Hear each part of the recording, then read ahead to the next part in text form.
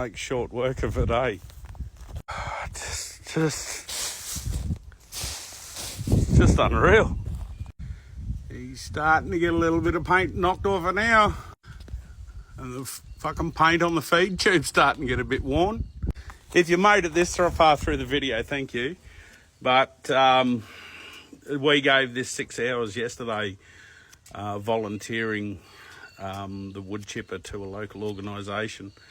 And we spent 6 hours on it yesterday, which is the first time I've used it. It was just to get an idea. In 6 hours, it burnt 4 litres of fuel.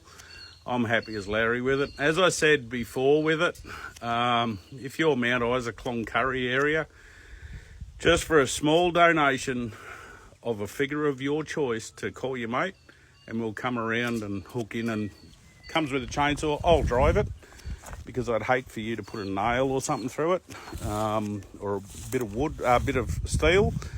So yeah, there you go. The fucking wood chipper is going. I'm not going to show you these ones. These fellas here. This is about the maximum that I'll comfortably put through it. So it is 100 mil. It says in the book 100 mil.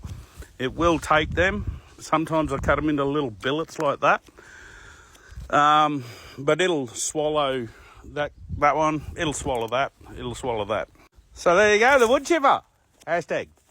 Call your mate, see a professional, have a heart, spread the shit around. We might even put a page on the web page in regards to it. And then you can pay me digitally, so you'd know that I'm not ripping yous off. You can just pay straight into the Call Your Mate PayPal account. Catch you later.